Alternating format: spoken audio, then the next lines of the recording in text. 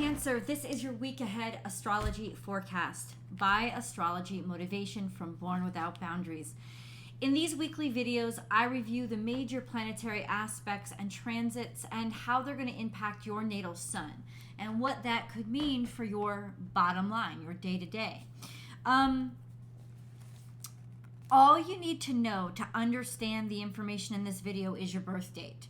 Everything else I'm going to translate for you. So sit back and relax. We're going to start off really broad with the big stuff, the global stuff. And then we're going to focus down into Cancer-specific information. And then I'm going to break everything down into the 3 decans of Cancer to know so that I will know what aspects are forming specifically to your natal sun, so I can tell you how these energies are going to impact you, because you're not going to all be impacted the same.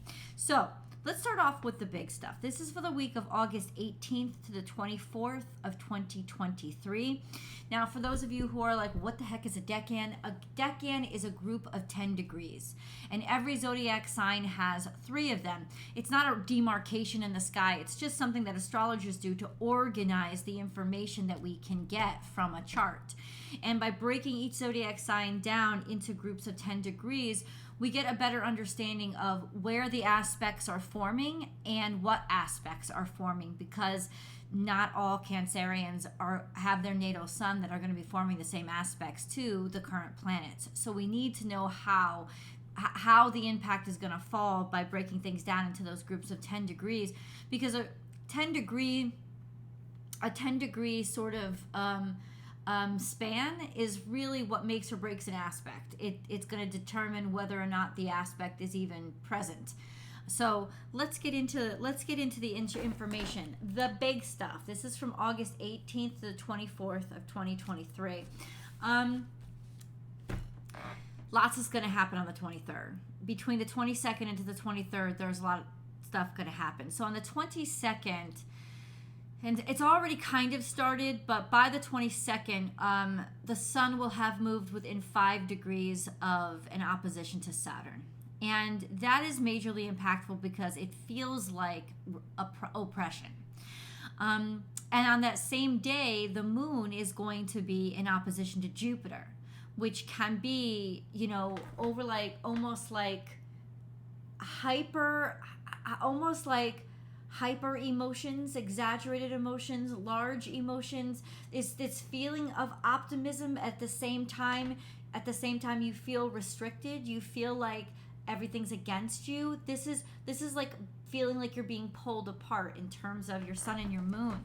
And the moon is actually going to be square to Venus at the same time. So this is kind of a day of excess, or a way that you could be, a day when you're going to be more prone to soothing yourself with excess because of bad news or a feeling of restriction or not being allowed to move forward and do what you want to do. And that opposition between the sun and Saturn is going to be around all the way through September 3rd, September 4th.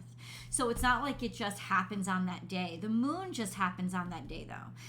So that day becomes kind of like a clusterfuck of emotions when people are more likely to go overboard or go into excess with pleasures to satisfy their pleasure centers because they feel so restricted and confined. It's a high pressure day, August 22nd. And because the moon is involved, know that you guys will probably be more tempted or more likely to be self-soothing, through like sensual pleasures like eating too much, drinking too much, fucking too much, whatever it is. It's the sensual pleasures that will really be triggered on that day. We also, on the 23rd, have the sun moving into Virgo, where it is diligent, it is responsible, it is capable, it is predictable, it is reliable, it is economic and practical. Virgo doesn't like to work hard. Virgo likes to work smart. And so it's the slow and steady wins the race kind of pace that the sun is entering now. We also, on the 23rd, have Mercury officially going into retrograde. Mercury retrograde begins now. I believe it's going to end in October. I could be wrong about that, but you're already feeling it. I can tell you that right now.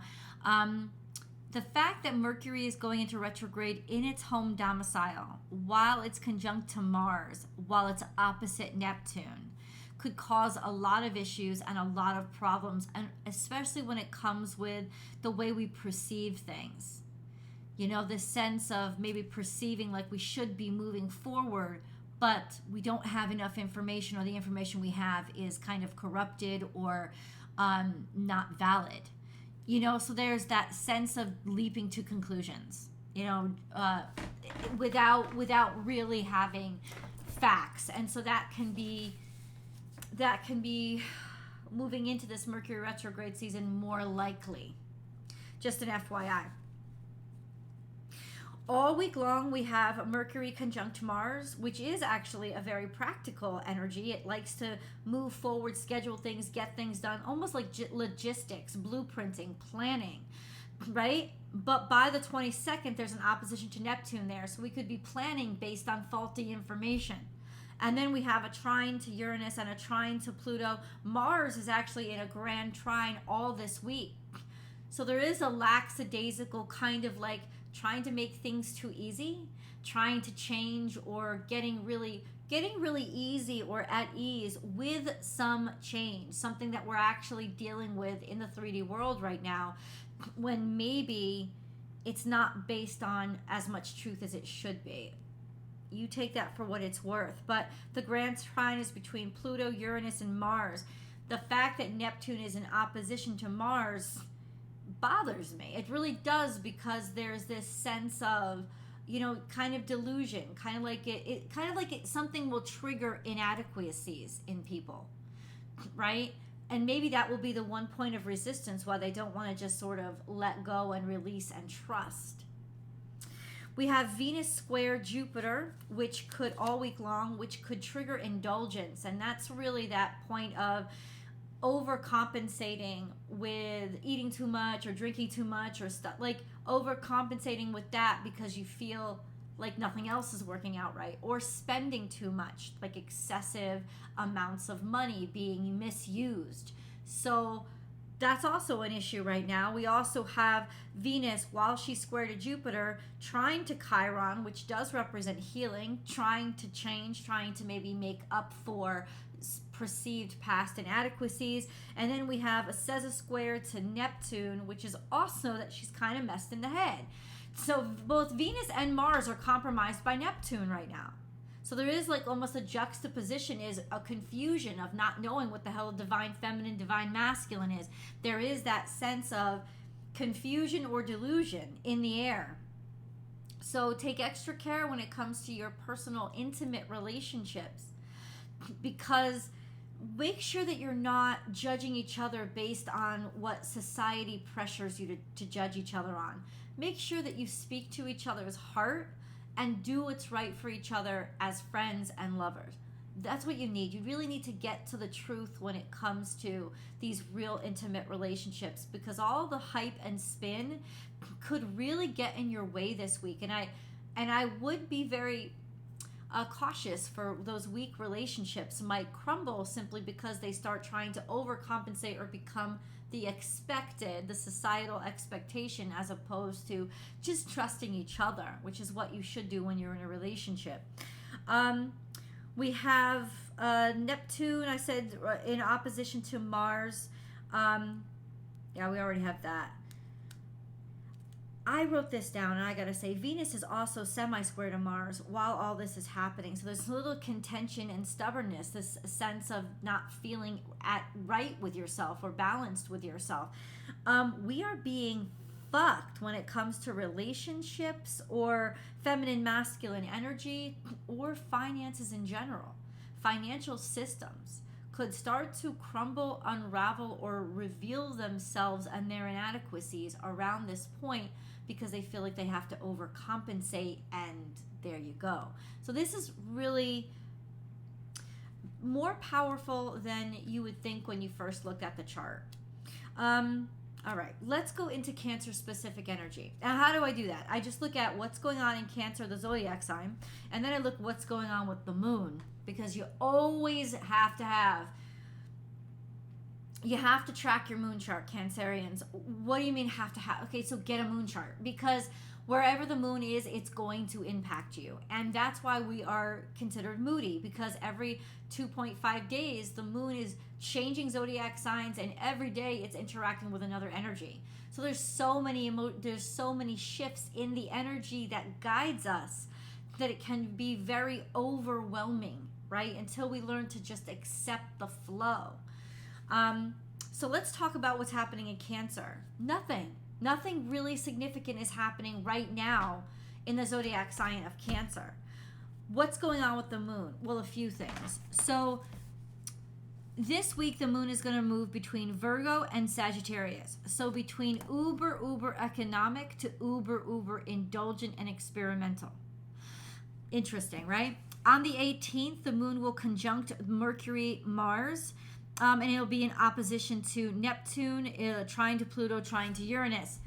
So on the 18th, we will fall right into the middle. We might get actually some intuitive and psychic insights into what the heck is really going on here. So write it down and trust your instincts here, Cancerians, because you might get a behind the scenes view. It could be a more emotionally charged day for you, however, where you would be more prone to go along with or believe the given instead of use your own mind. So it's going to be a really important time for you to make sure that you're using your practice. Like if it sounds too good to be true, don't believe it. It's going to be really easier for you to be bamboozled on that day, the 18th, FYI. On the 19th, the moon moves into Libra, and then by the 20th, it is in opposition to Chiron, so this could be an extra emotional day for Cancerians as well, especially with feelings of inadequacy that past traumas or physical injuries have caused you. Then we have, on the 21st, the moon is going to conjunct the south node and trine to Saturn, so there is almost a sense of, oh, maybe I should go back with what I'm comfortable with and what the status quo is. This temptation to fall back and not continue to move forward will be very strong between the 21st and the 22nd. The 22nd, when the moon is in opposition to Jupiter, you just want pleasure, you just want happiness so bad, you might be willing to compromise way too much for it. That's a big old red flag, 21st, 22nd. FYI, because your emotions, you will be compromised, vulnerable, and weak. Listen, that's the day when you have to screw your courage to the sticking place, self-care, self-compassion, and faith. I want you to keep moving forward. You don't have to go fast, but keep taking those steps forward. This is when you'll experience the most temptation to back down and head in the opposite direction out of fear. Just an FYI, to try to turn around and turn tail and run back to mama. You know, that's when you'll try, and don't do it. Don't do it. Don't do it. Your future is forward, not behind you. On the 23rd, the moon is going to be sextile to Mercury and trine to Neptune, so there might be a little bit more feeling kind of comfortable and right on the other side of that, comfortable and maybe even competent when it comes to seeing through the veil. And then by the 24th, the moon, restrictions, confinement, topsy-turvy. The moon is going to be square Saturn and square the sun. So it's almost, that's when you really start to challenge the powers that be or expectations people have on you, right? And where your emotions won't feel right with expectations or expectations that people are trying to levy on you. So that could be a very high pressure day for you as well. This is a day for self-care and a day for self-compassion. Just an FYI. All right, Cancerians, let's break things down into the decans. So if you know that your natal sun, and how would you know? You know because you have your birth chart. And if you don't have your birth chart, they're free. You can get them on many different websites. Just search free birth chart or free natal chart. You'll need your birth date, time, and location for the most accurate chart. So do that research prior, and then those websites will spit that information out in a couple of seconds. And then you'll know exactly where your natal sun is located in the zodiac sign of Cancer. Since it's located somewhere on the wheel, a wheel is 360 degrees, and each zodiac sign takes up 30 degrees of it, we know that your sun is located somewhere in the zodiac sign of Cancer. Which of those 30 degrees is it located on? If you know your natal sun is located between 0 and 9 degrees Cancer, you are a Cancer 1 because your natal sun falls within the first decan of Cancer. So, how does this impact you? Let's go over this. You have a long-term trine to Saturn, so you are definitely feeling more harmony when it comes to building. You'll feel more harmony, comfortable building out your career this year. Career this year. You'll feel more comfortable building out your career than you will any kind of personal issues. I'm not saying you're having personal issues, but your career is giving you a lot of harmony. It's feeling really good, and you're kind of loving what you do, or it's a good time for you to find the opportunities that will allow that kind of tranquility for you. It also means taking personal authority and going through a level up when it comes to maturity. Could be also healing different kinds of relationships with laws, rules, regulations that you have to heal, as well as healing situations or circumstances with your father figure. That's all year long. What's really going to trigger things this week is this semi-square to Venus and semi-square to Jupiter. And that's going to cause a lot of frustration, especially with income growth and expansion. So please be aware of that. A lot of frustration for you guys. Your trigger points are going to be with money and income. So just slow it down. Don't pull back. Don't go backward, but slow it down. Don't spend as much. You have more than you know, or more than you realize. I promise you. Let's go on to Cancer 2s. If you know that your natal sun is between 10 and 19 degrees Cancer, you are Cancer 2s. Okay. This correlates to birthdays between, say, July 1st, maybe July 2nd and July 11th. Cancer 1s, I'm sorry, I didn't say this. Your natal suns, your birthdays are usually anywhere between June 22nd and July 1st. That's you guys. So for Cancer 2s, your natal suns are somewhere between July 2nd and the 11th. Okay. Your natal suns are semi-square to the sun, sextile to Jupiter, within 30 degrees of Venus retrograde. And that can be a very grinding, kind of irritating, or if not, just stimulating energy. And then we have the square to Chiron, which has been long-term and will be affecting primarily people born the 9th, 10th, or 11th of July. What did I say? All this together, opportunities come to you to grow and expand. That's Jupiter. That's the sextile to Jupiter, right? But then we have all this other clusterfuck of the semi-square to the sun. Semi-squares are just almost stubbornness when it comes to your nature. 30 degrees to the Venus retrograde could be grinding or frustrating. So it's not that you don't have money or have value, but something, it seems like it's just not where you want it. And then we have that semi-square to Chiron, which is really going to make all this extra pressure feel like it's just too difficult for you. So if you feel like you need to just give the fuck up next week and throw your hands in the air, fucking do it. It's time to let go. Right? And trust, because Jupiter's there with that beautiful sextile. You're doing too much, Cancer 2s. Stop. Let it come to you. Cancer 3s. Let's do this. If you know that your natal sun is between 20 and 29 degrees Cancer, you are Cancer 3s. Excuse me. This correlates to birthdays between, say, July 12th through the 22nd. Cancer, that's Cancer 3s. Your natal suns are within 30 degrees of the sun, the current sun. They are sextile to Mercury conjunct Mars. Okay, that's a very productive energy, especially when they're in Virgo. You also have this long-term clusterfuck of aspects, which is the square to the nodes for the next 6 months, which means you're seeing changes in yourself. You're coming into consciousness of your more mature self. You're starting to make more choices for yourself than just to allow things happen to you. You have a long-term opposition to Pluto, so there's a dynamic relentlessness to your character, formidability about your persona right now, and also, fuck it, I'm just going to get shit done no matter what. And then we have a sextile to Uranus, which means I'm cool with my odds. I'm interested. Opportunities are coming from places that surprise me.